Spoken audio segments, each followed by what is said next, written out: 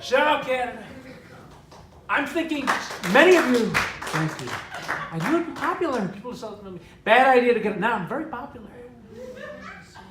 So let's have some questions. Over here. Why do you wear your tie so long? Well, it's very difficult because, there's a lot to think about. I'm up very early in the morning. I got a tweet, I got all kinds of, watch Fox and Friends. I don't have to worry about plus sometimes I gain, I lose it. People, look, the fake news media never covers it when I lose weight. So my stomach is less big, then the tie is longer. Right? I should be getting compliments. Donald, you still tie your tie the same, but it's longer. That's right. I'm making a lot of progress on this. But do I get thanks? No. Do I get congratulations? Never. Very unfair. Over here, I think we had a question. Related to Doug Ford. Doug Ford. Sometimes I think of him as my little nephew. I have to tell you this because he's doing fantastic things up here. I come here and it's like the kind of world I want to bring to all of America. Right? If we had governors like him in America, it'd be fantastic. Look, we gotta cut the. Look, people are always talking. Alexandria Ocasio-Cortez, all these other people. Bernie, they're talking about. Look, we gotta worry about poor people. Who cares? Okay. What about the people who are invisible? Who live in skyscrapers so huge you don't even see them, like gods. Okay.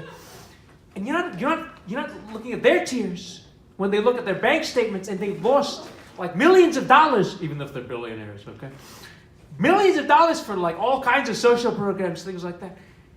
It's very stressful. So Doug Ford, he knows who to really serve. And I think that's fantastic. Fantastic. Any other questions? Anything you want. Any ridiculous question. What do you think of the Dalai Lama? What do I think of the Dalai Lama? Because this guy is a lot of trouble. Okay? I mean, look, anyone who talks like he's that perfect, so zen, doesn't try to charge for any admission fees for his talks. Very suspicious. I mean, Mar-a-Lago, I'm charging twice the amount. That's how you know I'm sane, right? Because who gives up on a good deal, a great deal? You got someone great who could make the country great again. Dalai Lama, what's he done for Tibet? Okay, nothing. Okay, do I see condos? Look, I came to him many years ago, and I offered him the chance at Trump Towers. Okay, and he looked at me like I was crazy, and I'm looking back at him like he's the crazy. I'm like, listen, Dalai, you have a chance to get on a great deal. Okay, and people, look, you've got a great thing going because people are going to trust you. That's the hardest thing, by the way, to get people to trust you first. Because me, it's very, very difficult now. Because they've seen me run what the fake news media calls scams. I call them smart business practices. Okay?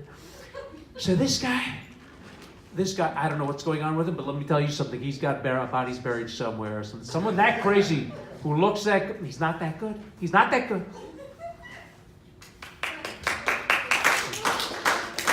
Any other questions? Over here, ma'am. Ma'am, with the white hat. How'd you feel when Keith Richards pulled that knife on you in the casino?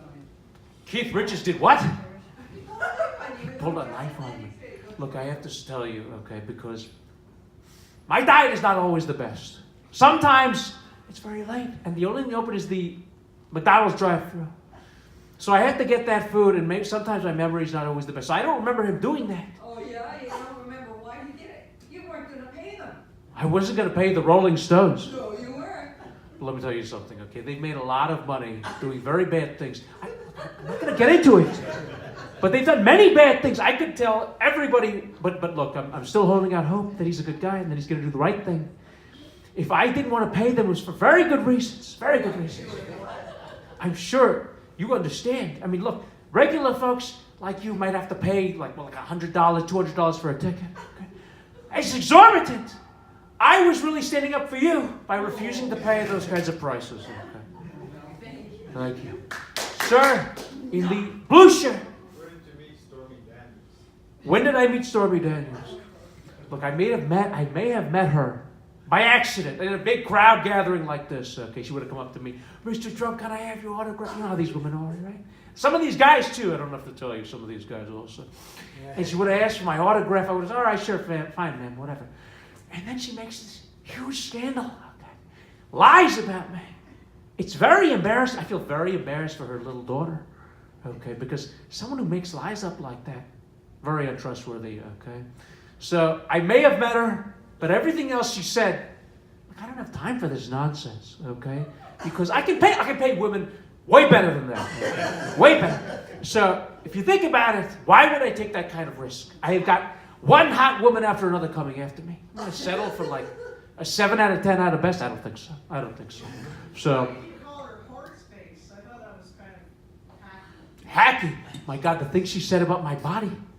Even if they are true, it's very uncouth to talk like that about somebody. If you've seen them. If you've seen them. Look. People have photos of me. She didn't see anything in person. Okay. But I have the right to attack back at my victims. Sometimes you got to hit 10 times the strike to make them stop. To warn other people. Okay.